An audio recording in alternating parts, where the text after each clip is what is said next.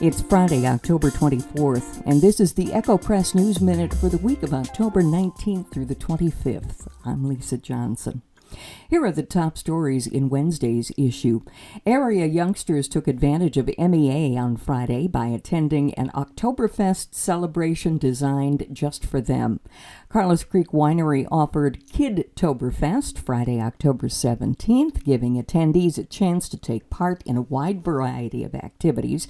There was face painting, a root beer stein holding contest, a root beer stein relay, a pumpkin ring toss, a Halloween costume contest, hay rides, a petting zoo, and the Ninja Anywhere Challenge. Following Kidtoberfest, live music was provided from 6 to 9 p.m. In less than a month, voters in the Alexandria School District will be going to the polls to cast their ballot for the proposed capital project levy.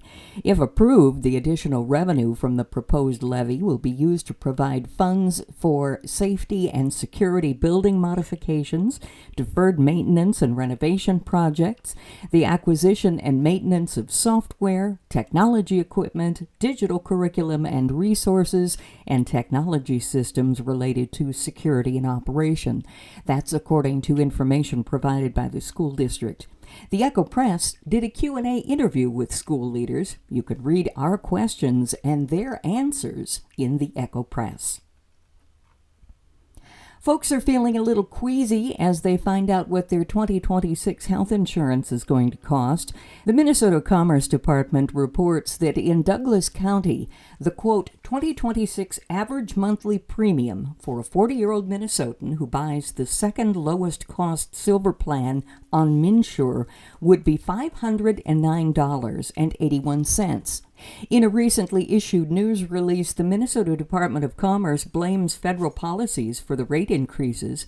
Quote, President Trump and congressional Republicans passed legislation that will raise out-of-pocket costs, meaning less coverage for more money, the department says, letting enhanced premium tax credits expire, raising net premiums for thousands, reducing federal Medicaid support, stripping coverage from millions, and shortening the enrollment period, and eliminating auto renewals for many consumers are making it harder for families to get covered. These federal policy changes will force Minnesotans to make tough choices, the news release continues. Quote, when federal help disappears or Medicaid coverage is stripped away, those affected are often left choosing between paying medical bills or other essentials like groceries, childcare, or rent. The Osaka School Board asked for and was given a pared-down version of their base plan, and last week they voted to submit the new version to the Minnesota Department of Education for review and comment. The recommended plan at $19.9 million is a stripped-back version of the $21 million base plan the school board had hoped to put on the ballot in early 2026. The $19.9 million plan includes safety, security, and accessibility upgrades, career and technical education, shop, classroom space expansion, demolishing of the 1940s auditorium, gym, locker rooms, and rebuilding a modern multi-purpose performance space with increased seating, and improved parking and drop-off, separating pedestrian spaces from cars and buses.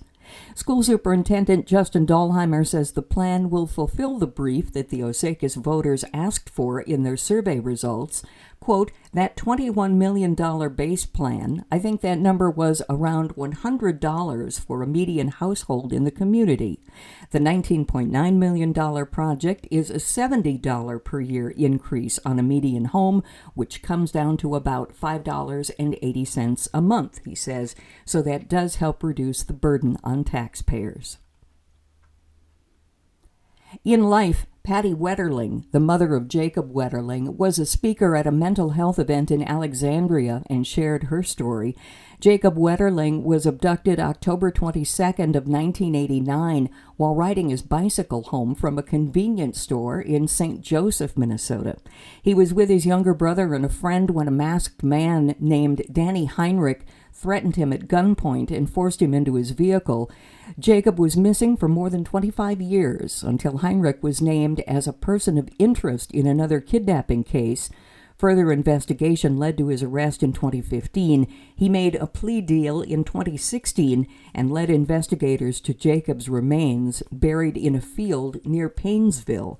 The story that unfolded for Jacob's family and for the community during those many years is one of deep loss, healing from grief, and a national push for new child safety legislation, which fundamentally changed laws regarding sex offenders and how missing children cases are handled.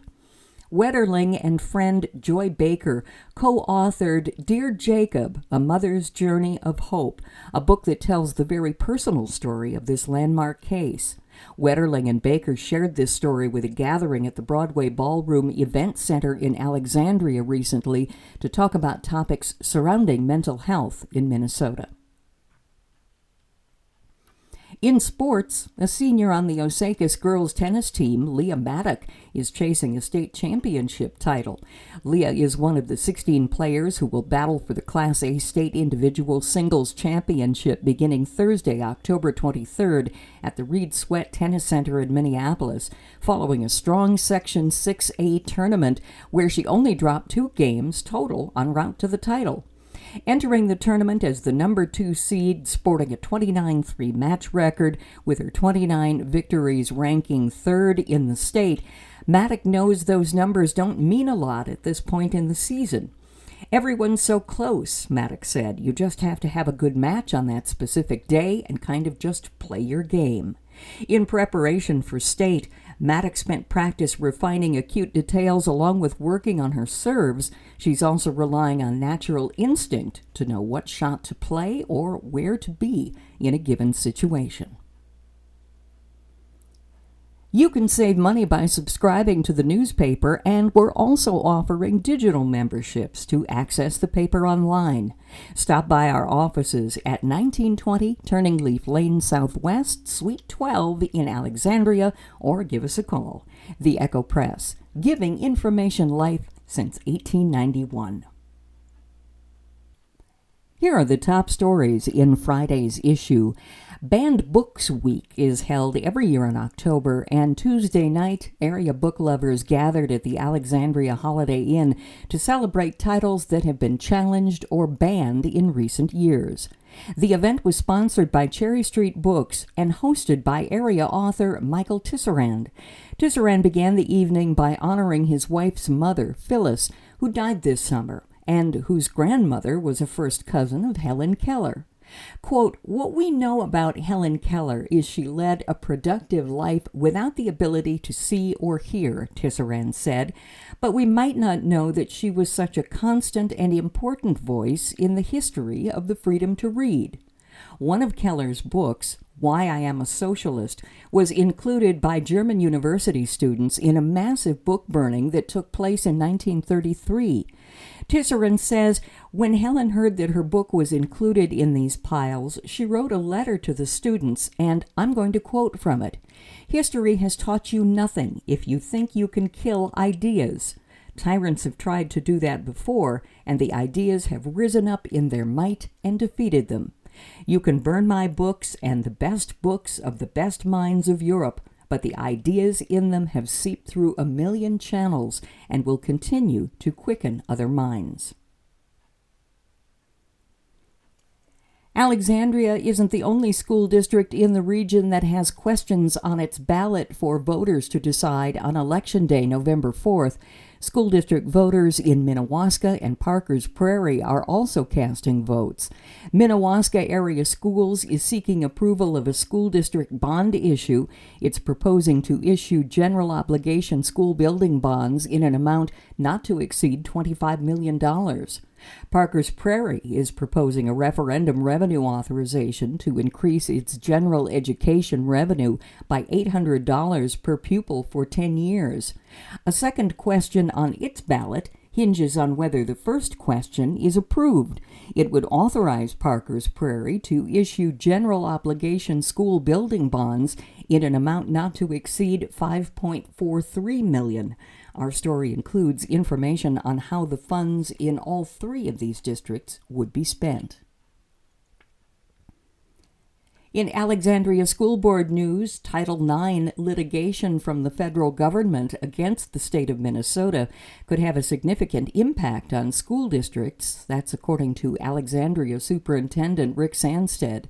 The U.S. Department of Education and Department of Health and Human Services say the Minnesota Department of Education and the Minnesota State High School League, quote, violated Title IX's prohibition on sex discrimination by allowing males to compete in female sports and occupy female locker rooms.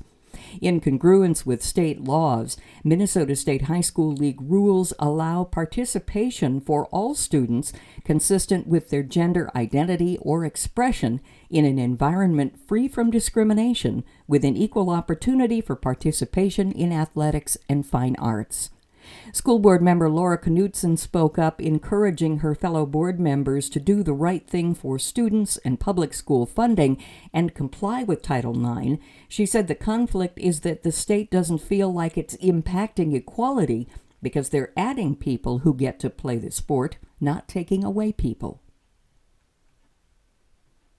If the federal government shutdown continues into November, many families in the county will feel the impact, as the state won't have enough funds to pay for the Supplemental Nutrition Assistance Program or the Minnesota Family Investment Program.